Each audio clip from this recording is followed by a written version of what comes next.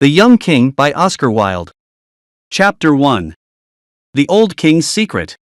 There was once an old king. He had no son to be king when he died. His people were very worried.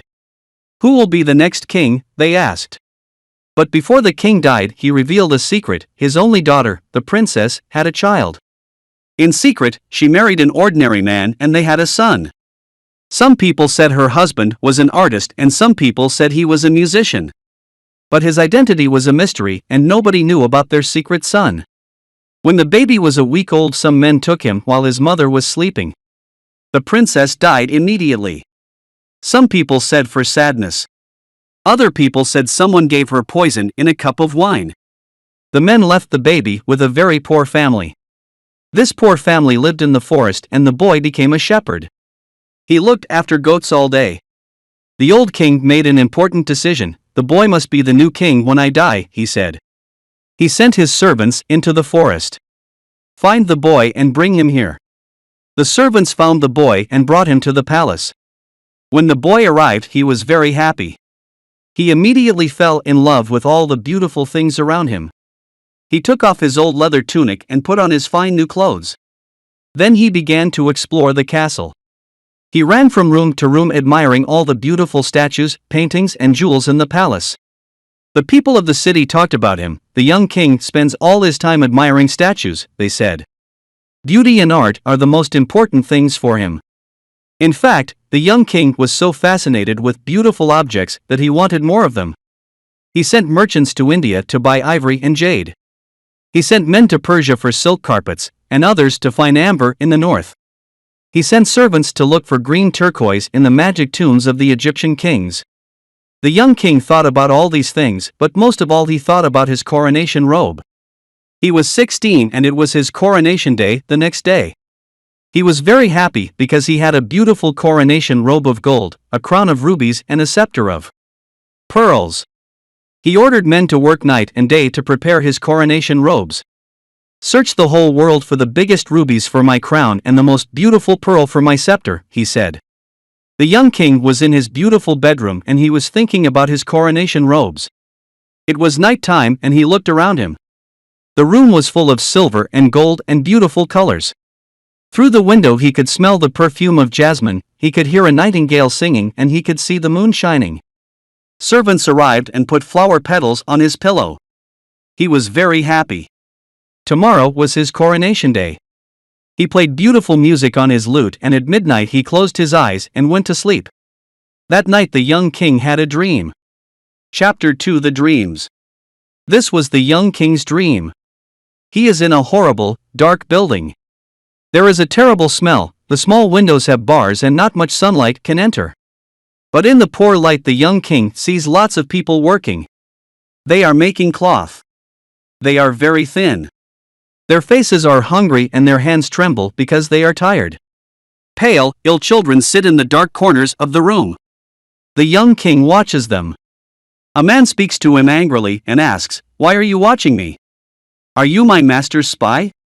"Who is your master?" asks the young king. "A man like me, but I have poor clothes and I am very hungry. He wears beautiful clothes and is very rich. We work for him all day. We make wine and he drinks it. We work on the land, but he eats the food. We are his slaves." "But this is a free land," says the young king. "You are no man's slave. In war, weak men are the slaves of strong men. In peace, poor men are the slaves of rich men. Are you all slaves?" "Yes, the women and the children. The old and the young." Suddenly the young king sees the cloth on the machine. It is gold. The young king is terrified. "You are making some very beautiful gold cloth. What is it?" "It is for the coronation robe of the young king," the man replies. When the young king heard this he screamed and woke up.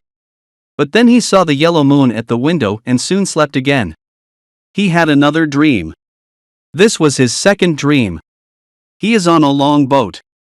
The sun is very hot and 100 slaves are rowing the boat and working. The master of the boat is giving orders. He is black like ebony and has a red silk turban on his head. In his ears he has big silver earrings. Someone is whipping the slaves while they work. Finally, the boat arrives in a small bay and the master throws the anchor and a long rope ladder into the sea. Some men take the youngest slave. They tie a heavy stone to him and throw him into the sea. The young slave disappears into the water but returns to the boat many times. Every time he returns, he has a beautiful pearl in his hand. The master of the ship looks at the pearls and puts them into a little green bag. The young slave returns to the boat for the last time. He is very pale and tired. In his hand he has a very beautiful pearl. The pearl is round and white like the moon. But the young slave's ears and nose are full of blood. He falls and dies, but the master of the boat laughs. He takes the pearl from the young slave's hand and the other slaves throw his dead body into the sea. This pearl is for the scepter of the young king, he says. When the young king heard this, he screamed and woke up, but he saw the stars at the window and soon slept again. This was his third and last dream. He is in a tropical forest. It is full of strange fruit and beautiful, poisonous flowers. There are snakes in the grass, parrots in the trees, and monkeys and peacocks all around. The young king sees lots of men working in a dry river. They are digging the ground and cutting big rocks and stones. Death and Avarice are in a dark cavern. They are also watching the men. Death says to Avarice, "Give me 1/3 of your men," but Avarice refuses. "No. They are my servants," she says. Death is very angry when he hears this. He sends malaria to kill 1/3 of the men. "What have you got in your hand?" Death asks. 3 grains of corn. "But why are you interested?" she asks. Death says, "Give me 1 grain of corn to plant in my garden." But Avarice replies, "No, it is my corn," and she hides the corn in her pocket. Again, Death is very angry when he hears this and calls Fever. Fever comes in a red robe like fire. He touches 1/3 of the men and kills them. "Now give me a grain of corn for my garden," says Death. "No, never," replies Avarice. Death is extremely angry and calls Plague. Plague arrives from the sky, flying like a bird, and kills the rest of the men. Avarice screams and runs into the forest. Death takes his red horse and rides away, fast like the wind. And then dragons and terrible monsters come out of the rivers and the valleys. The young king cries and says, "Who are those men? What were they doing?" "They were looking for rubies for a king's crown," replies a voice behind him. The young king turns and sees a man in white. This man has a mirror in his hand. "Which king?" he asks. "Look in this mirror and you will see the king," replies the man in white. He sees his face in the mirror, screams, and wakes up. He sees the sun shining at his window. It is his coronation day. Chapter 3. The Coronation. A servant arrived with the coronation clothes. They were extremely beautiful, but the young king remembered his dreams. "Take these clothes away. I don't want to wear them," he said. "Is this a joke, Your Majesty?" asked the servant, but the young king told him about his dreams. "In my robe there is sadness and pain, in the rubies there is blood, and in the pearl there is death," he said. The servant replied, "Please forget your dreams. Put on the robe and the crown. The people will not recognize a king without a crown and a scepter." But the young king put on his old tunic from the forest and took his shepherd's staff. "I arrived in the palace with these clothes and I will leave the palace with these clothes," he said. "Now I am ready for my coronation." A servant asked him, "Where is your crown?" And he took a briar of thorns from his balcony. "This will be my crown," he replied. The young king rode his horse to the cathedral. The people laughed when they saw him. "This is not the king, but the king's servant," they said. He explained his dreams, but one man was angry and said, "Do you not know that rich people give poor people work?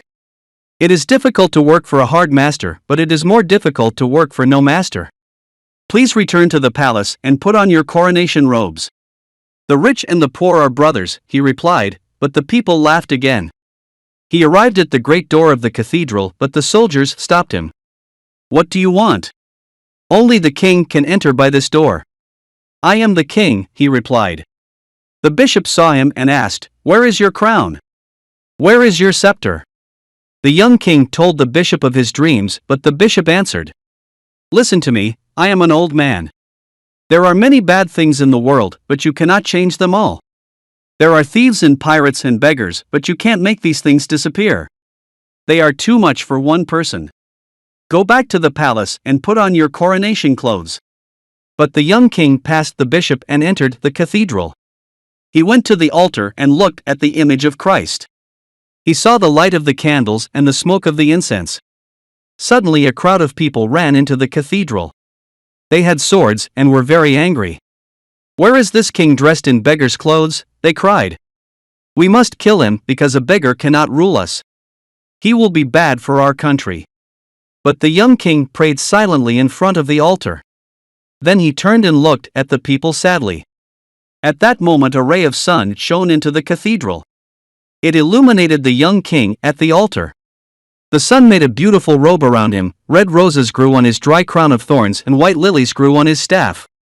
The roses were redder than rubies and the lilies were whiter than pearls. Music started to play and voices started to sing. The glory of God filled the cathedral.